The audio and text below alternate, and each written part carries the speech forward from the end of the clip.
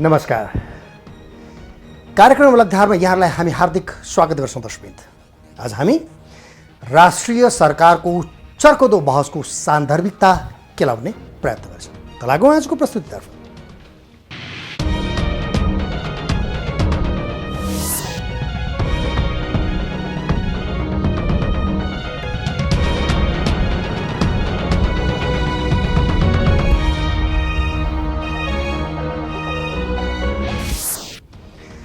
अब आजको प्रस्तुति दर्शकवृन्द, विनाशकारी भूकम्पको घाउ आलो हुन समय अझै लाग्नेछ दर्शकवृन्द। देश शोककै अवस्थामा छ अहिले पनि। हामी तरङ्गित हुन सकिरहेका छैनौँ दर्शकवृन्द। तर राजनीतिक नेतृत्वको ध्यान अहिले पनि बुझिन सक्नु छ दर्शकवृन्द। राष्ट्रिय समस्याहरूको समाधानमा एक भएर लाग्नुपर्ने यो बेला कसलाई के धन्दा, घर ज्वाइँलाई खानकै धन्दाको रूपमा प्रस्तुत हुँदैछन् हाम्रा नेताहरू। प्राकृतिक विपत्तिबाट पीडित जनताहरूले राहत नपाएको गुनासो गर्न अहिले पनि छाडेका छैनन् दर्शकवृन्द। अब त बर्सातको मौसम पनि सुरु हुँदैछ। जनता कहाँ बस्ने, कहाँ सुत्ने अनि के खानेको अवस्थामा छैन अहिले पनि। तर दल र नेताहरू सरकार सरकार भनिरहेका छन्। यति बेला यो धुन कर्णप्रिय सुनिएको छैन दर्शकवृन्द। भूकम्पले भत्काएको सिंहदरबार छिर्ने दलहरूको स्वार्थलाई जनताहरूले चेतावनी दिएका छन्। सिंहदरबार होइन, गाउँका बस्तीहरूमा आऊ। बाँकी यो रिपोर्टमा। देश रोइरहँदा मलमपट्टी भन्दा पनि राजनीतिक किचलो, राष्ट्रिय सरकार बेमौसमी कर्कस धुन। अहिले राष्ट्रिय सरकार चाहियो, राष्ट्रिय सरकार जिन्दाबाद, राष्ट्रिय सरकार नभए केही हुन्न भन्ने नारा खन्केको छ।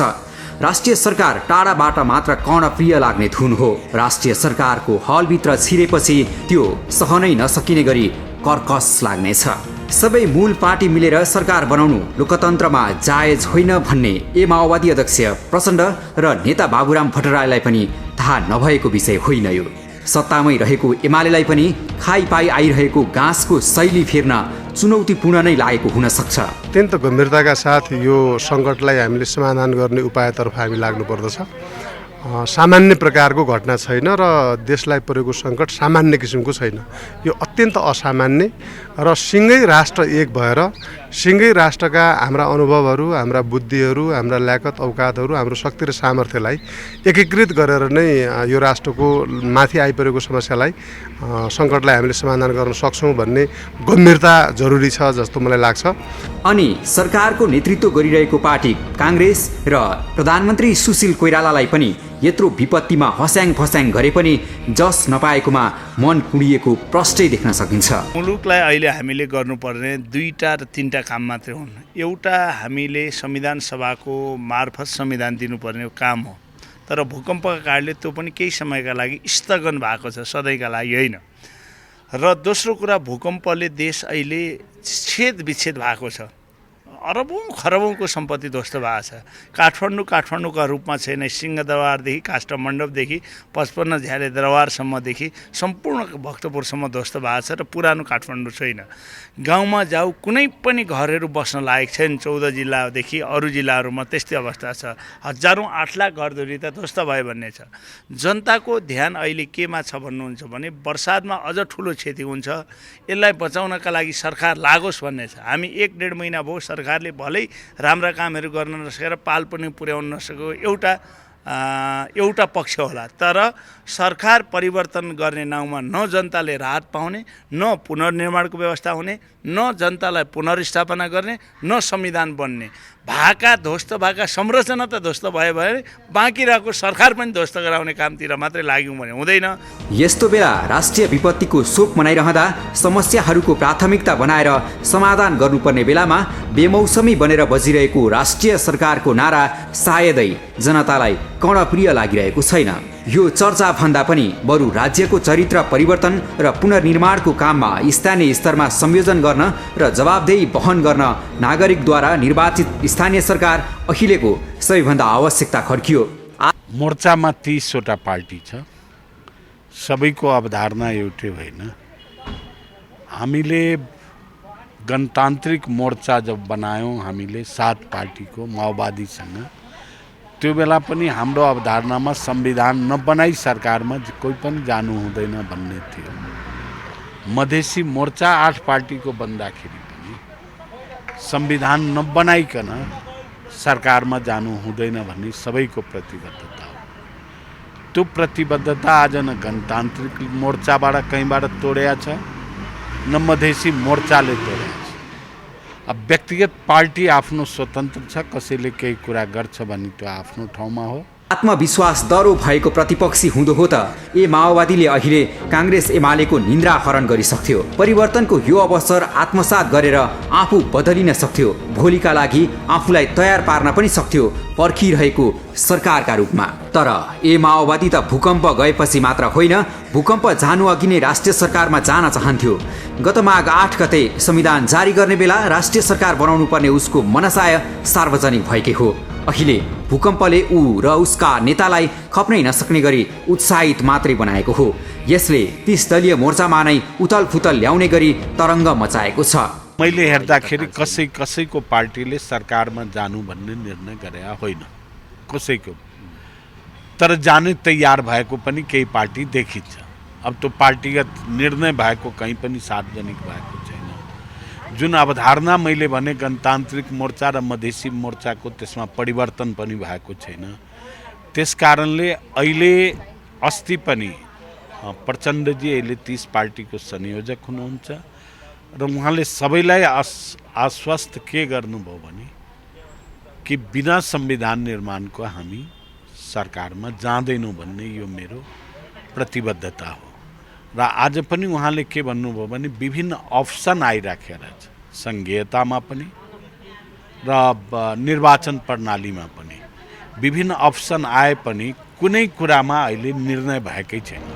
नेताहरूको ध्यान भत्किएको सिंहदरबारतिर एकीकृत भए पनि देशले हार गुहार गरेको समाधानमा भने कति पनि दृष्टि पुगेको छैन। जनताको ध्यान अन्त डाइभर्ट गर्नका लागि राष्ट्रिय सरकारको कुरा गरेर जनतालाई राहत र कामहरू दिने र नदिने र पुनर्स्थापना नलाग्ने काम हो भने योभन्दा भयानक गल्ती नेपालको इतिहासमा कहिले हुने छैन। मुलुकका सामु अहिलेको कार्यभार स्पष्ट छ। सबैभन्दा पहिले सम्भव भएसम्म सहमतिमा संविधान जारी गर्ने, स्थानीय निकायको निर्वाचन घोषणा गर्ने, त्यसपछि पुनर्निर्माण र राज्य पुनर्संरचनाको कार्यान्वयन गर्न जसले दह्रो नेतृत्वको दाबी गर्छ र सहमति जुटाउँछ उसकै नेतृत्वमा बहुमतको सरकार गठन गर्ने। जहाँसम्म सरकारको कुरा छ, अब सरकारको पहिले पनि राष्ट्रिय सहमतिको सरकार बन्नुपर्छ भन्ने कुराहरू पटक पटक उठेका थिए। त्यो अर्कै राजनीतिक सन्दर्भमा उठेका विषयवस्तुहरू थिए र अहिले भनेको यो राष्ट्रमाथि आइपरेको विपत्तिलाई सामना गर्नका निम्ति राष्ट्रिय सहमतिको सरकार मात्रै भएर हुँदैन, हाम्रो सम्पूर्ण शक्ति र सामर्थ्यलाई एक ठाउँमा ल्याएर हामी सबै क्रियाशील हुनुपर्ने अवस्था अहिले छ। मुलुकको प्राथमिकताका आधारमा समाधानको रेखा कोरेर राजनीति अघि बढोस् भन्ने आम विपद पीडित जनताको माग छ। हो दर्शकवृन्द, लोकतान्त्रिक अभ्यास भएको देशमा सत्ता पक्ष र प्रतिपक्ष दलहरूको आफ्नै धर्म हुन्छ। अझ राष्ट्रिय विपदका बेलामा त सबै मिलेर समस्या समाधानको कार्यनीति बनाएर अघि बढ्नुपर्ने हो। तर हाम्रा नेताहरूको दिमाग उल्टो चलेको छ। अहिले सत्ता गमनतिर मात्रै धपेडी देखिएको छ। अब हामी विश्वमा लोकतन्त्रको उच्चतम अभ्यास गर्ने देशहरूले अपनाएको सङ्कटका बेलाको समाधानीपूर्ण नैतिकता र बुद्धिमत्तापूर्ण लोकतान्त्रिक अभ्यास प्रस्तुत गर्दैछौँ। अन्य देशहरूले नहडबडाई सत्ताभन्दा पनि राष्ट्रिय आवश्यकताको प्राथमिकतालाई अपनाएको लोकतान्त्रिक अभ्यास हाम्रो आलो काँचो देखेको लोकतन्त्रलाई गतिलो पाठ्न सक्छ। बाँकी यो रिपोर्टमा। लोकतान्त्रिक अभ्यास विपरीत राजनीति, मिलिजुली सत्ता होइन, मिलिजुली राष्ट्रिय समाधान खोजौँ। संक्रमण कालबाट मुक्त हुन नसकेर विकासोन्मुख देशको सूचीमा नै रहिरहेको यो देशले विपदका बेला कसरी प्रस्तुत हुनुपर्छ भन्ने सङ्कटबाट हड नबढाई तङ्ग्रिएका देशहरूबाट पाठ सिक्न जरुरी छ। जहाँ लोकतान्त्रिक अभ्यासको सम्मान गर्दै राष्ट्रिय सङ्कटमा झगडा होइन, संयमित सुरक्षित अवतरण गराइएका उदाहरणहरू छन् विश्वमा। उदाहरण नम्बर 1, अमेरिकामा जुम्ल्याहा टावरमाथिको हमला। सन् 2001 सेप्टेम्बर 11 मा पुरा यात्रु र इन्धन भरिएका जहाजद्वारा अल कायदाले अमेरिकाको वर्ल्ड ट्रेड सेन्टरमा धावा बोल्यो। हजारौंले ज्यान गुमाए। अमेरिकीहरूको हम्सले ठाउँ छोड्यो। तत्कालीन राष्ट्रपति जर्ज बुश समेत केही घण्टा अज्ञात ठाउँमा लुक्न बाध्य भए। तर अमेरिका बिस्तारै सम्हालियो। तालिबान विरुद्ध लड्ने निधो गर्यो। देश मात्रै एक भएन, संसारका कयौं मुलुकलाई आतंकवाद विरुद्ध लड्न एक बनायो। तर अमेरिकामा राष्ट्रिय सरकार बनेन। बन्नुपर्छ भनेर कसैले माग समेत गरेन। प्रतिपक्षी डेमोक्र्याटले सत्तामा भाग मागेनन्। सामान्य कालमा जस्तै राष्ट्रिय विपदमा पनि लोकतान्त्रिक व्यवस्थामा सत्तापक्ष र प्रतिपक्षका आफ्नै भूमिका र सीमा हुन्छन् भन्नेमा उनीहरूलाई कुनै दुविधा भएन। उदाहरण नम्बर 2, कुरा अमेरिकाकै। सन् 1930 को दशकमा अमेरिकाले सायद अहिलेसम्मकै ठूलो राष्ट्रिय सङ्कट, आर्थिक मन्दीको सङ्कट, ग्रेट डिप्रेसन बेहोर्यो। सो सङ्कट पनि निर्वाचित राष्ट्रपति रुजवेल्टको नेतृत्वमा अमेरिकाले सामना गर्यो। उनकै नेतृत्वमा दोस्रो विश्वयुद्ध लड्यो र सबैभन्दा शक्तिशाली राष्ट्रका रूपमा थप स्थापित भयो। रुजवेल्टको नेतृत्व कदर गर्दै उनलाई जनताले तेस्रो कार्यकालका लागि निर्वाचित गरे, जुन पहिले कहिल्यै भएको थिएन। उदाहरण नम्बर 3, विश्वयुद्धको सामना गर्दा। दोस्रो विश्वयुद्धताका जापानीहरूले अमेरिकाको पर्ल हार्बरमा गरेको आक्रमण निकै तहल्कायुक्त थियो। विश्वयुद्धका समयमा भएका यस्ता सामनाहरूमा उल्लेख्य त्रासहरू र सङ्कट उब्जाइएको थियो। यसरी ग्रेट डिप्रेसनको सामना गर्नुपर्दाको समयमा होस् वा दोस्रो विश्वयुद्ध वा सेप्टेम्बर 11 ताका अमेरिकामा राष्ट्रिय सरकारको माग कहिल्यै भएन। उदाहरण नम्बर 4, जापानको सुनामी। सन् 2011 मा जापानमा सुनामी आयो। त्यो आफैमा अभूतपूर्ण विपद थियो। त्यो विपद झेल्न जापानलाई धेरै मुस्किल पर्यो। 1,20,000 जनता फुकुसीबाट विस्थापित भए। अहिलेसम्म तिनको पुनर्वासको समस्या जापानले झेलिरहेको छ।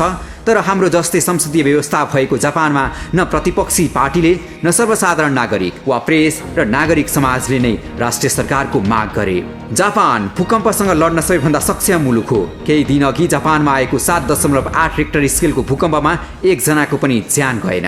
ज्यान लिने भूकम्पले होइन, मानिस आफैले बनाएका कमजोर संरचनाले हो।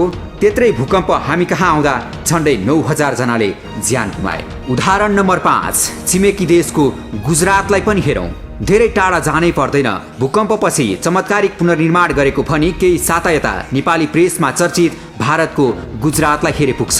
सन् 2001 जनवरी 26 मा भारत गणतन्त्र दिवस मनाउने तयारीमा थियो। एका बिहानै 8 बजे भूकम्पले गुजरातलाई तहस नहस बनायो। 20,000 को ज्यान गयो। 4 लाख भन्दा धेरै घर पूर्ण रूपमा क्षतिग्रस्त बने। गुजरातमा पनि प्रतिपक्षी पार्टी आफ्नो धर्ममा बस्यो। पुनर्निर्माणमा प्रतिबद्धता जनायो। कमजोरी भएको ठाउँमा आलोचना गर्यो, तर राष्ट्रिय सरकार बनाउने माग गरेन।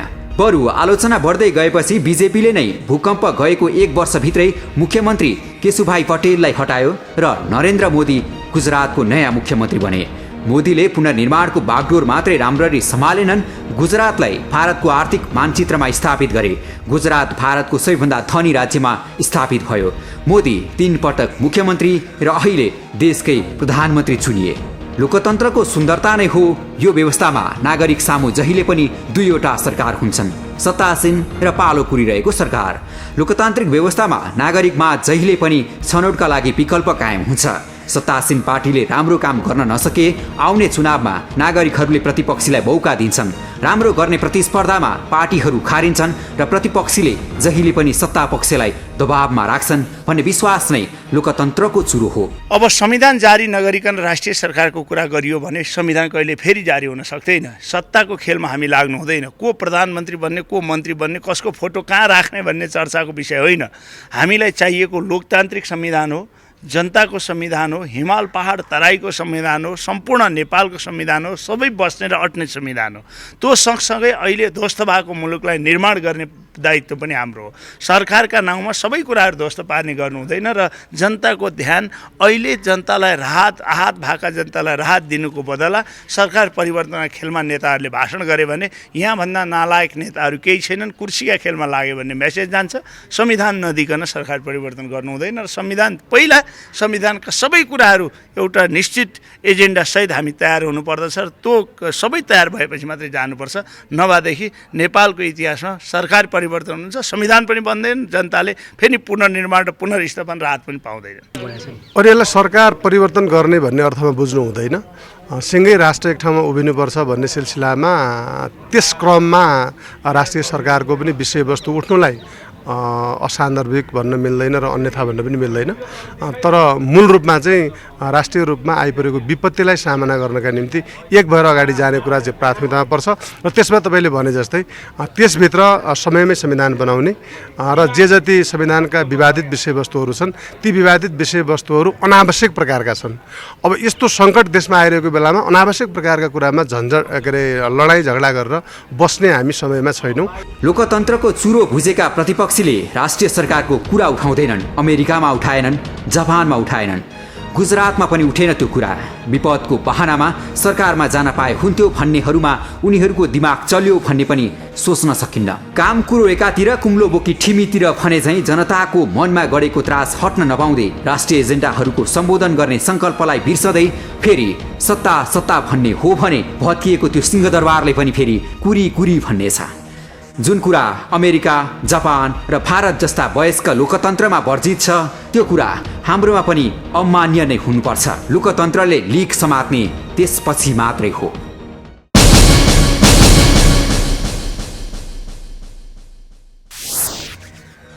हो दर्शकवृन्द, यो बेला प्राकृतिक विपत्ति पछिको संयमित राष्ट्रिय व्यवस्थापनको खाँचो छ अहिले देशमा।